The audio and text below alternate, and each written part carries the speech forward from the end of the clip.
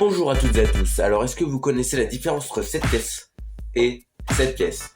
Eh ben justement, aujourd'hui, nous allons nous aventurer dans l'histoire du franc germinal pour voir la différence. Le franc germinal vient remplacer la livre de l'Ancien Régime. Elle est créée par la loi du 18 germinal de l'an 3, d'où son nom. Et donc, en fait, elle vient instaurer le poids du franc.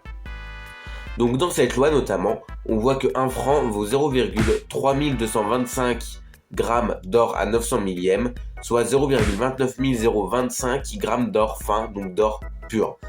On voit aussi le poids en argent, donc c'est-à-dire que 1 franc vaut 5 grammes d'argent à 900 millièmes, soit 4,5 grammes d'argent fin, d'argent pur.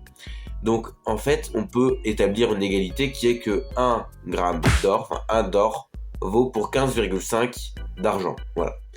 Donc c'est comme ça que c'est fait dans la loi du 18 germinal de l'an 3. Et donc les pièces de 1 quart de franc, 1 demi-franc, 1 franc, 2 francs et 5 francs qu'on appellera écus, elles sont frappées en argent. Contrairement aux 20 francs qu'on appelle Napoléon et 40 francs qui elles sont frappées en or. Donc sous Napoléon, la France a construit un vaste empire en Europe et hors d'Europe, dans lequel circule largement le franc, comme en Belgique, dans les Pays-Bas, dans la Suisse et dans le nord de l'Italie, qui vont utiliser le franc.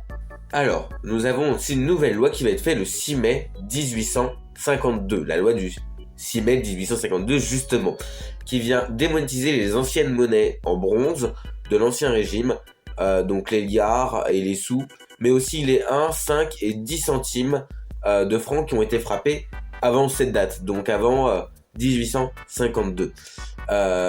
Donc elles sont récupérées par l'État pour faire les nouvelles pièces de 1, 2, 5 et 10 centimes de francs.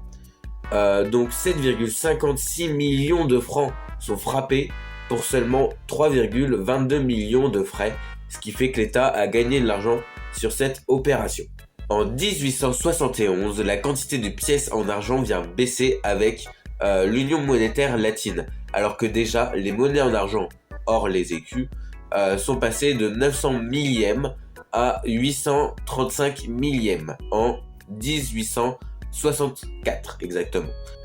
Sur ce, j'espère que vous avez compris l'histoire du franc germinal qui a pris fin avec le franc Poincaré qui est arrivé au XXe siècle. Sur ce, moi je vous dis à la prochaine, à plus.